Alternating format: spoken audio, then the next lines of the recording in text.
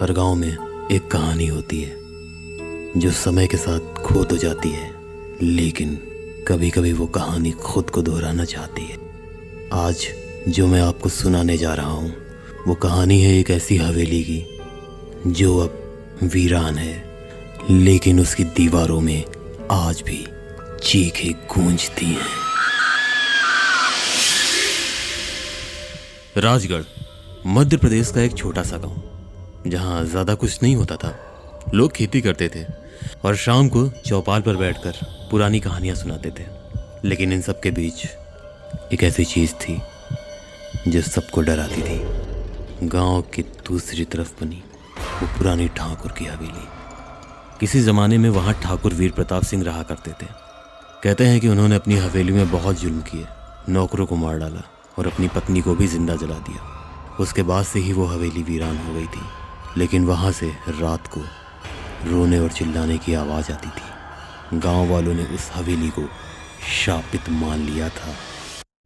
अर्जुन 24 साल का एक लड़का था। वो भूत प्रेत की सच्ची कहानियों पर वीडियो बनाता था। एक दिन उसने सोचा क्यों ना खुद किसी असली भूतिया जगह पर जाकर वीडियो शूट किया जाए।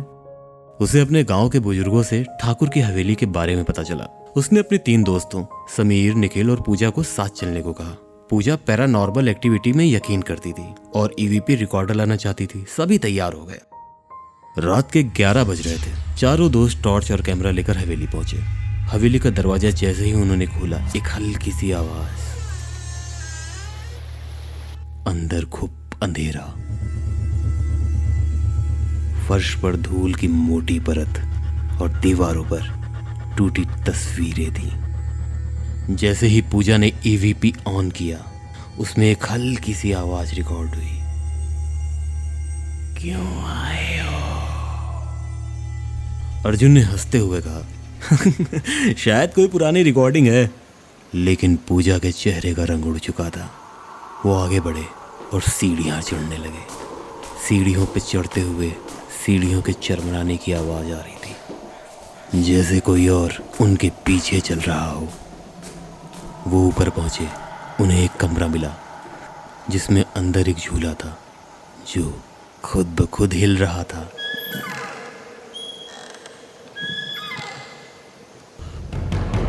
लेकिन खिड़की बंद थी और हवा थी ही नहीं। निखिल को तहखाने में कुछ अजीब सी आवाज सुनाई दी। सब नीचे गए। वहां एक बड़ा सा लोहे का दरवाजा था, जंग लगा हुआ। किसी तरह धकेल कर खोला गया। अंदर पुराने ताबूत, टूटी मूर्तियां और एक अजीब सी तस्वीर जिसमें एक औरत को आग में जलते हुए दिखाया गया था। उसके नीचे लिखा था, प्रतिशोध अमर है। तभी पूजा की आंखों के सामने अंधेरा छा गया और वो जमीन पर गिर पड़ी। निखिल ने उसे उठाया, लेकिन उसके मुंह से किसी और की आवाज निकली, मैं रमा हूं, मुझे जिंदा जलाया गया था। सब सन।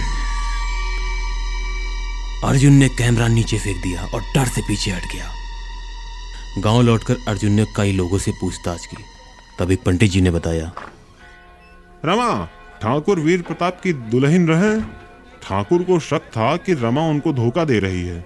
एक रात उसने हवेली के तहखाने में रमा को बांधकर जिंदा जला दिया था। मरते वक्त रमा केवल यही कह रही थी, इस हवेली में जो भी बिना इजाजत आएगा उसे मैं नहीं छोड़ूंगी। तब से हर पूर्णिमा को उसकी आत्मा जागती है।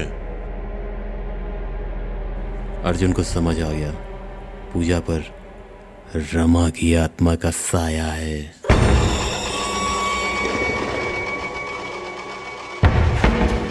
अर्जुन ने इंटरनेट से एक तांत्रिक बुलाया, बाबा महेश गिरी। बाबा बोले, हवेली में जाकर आत्मा से बात करनी होगी, उसे मुक्ति का वचन देना होगा, लेकिन यह आसान नहीं होगा। तीसरी रात को फिर सब हवेली गए। पूजा अब रमा बन चुकी थी।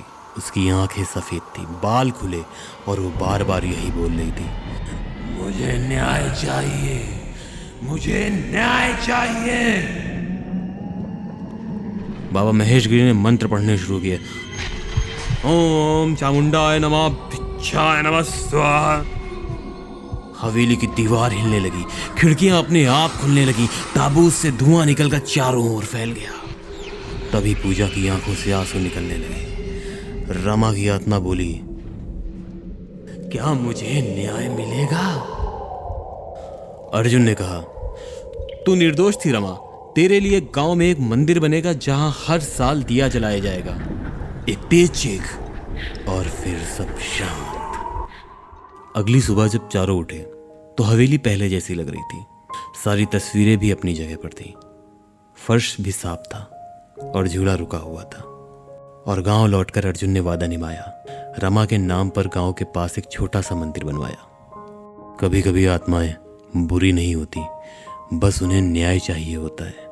हवेली अभी भी वही है, लेकिन अब वहां से कोई चीख नहीं आती, सिर्फ एक दीपक जलता है रमा की आत्मा को शांति देने के लिए। पर क्या तुम भी कभी वहां जाओगे?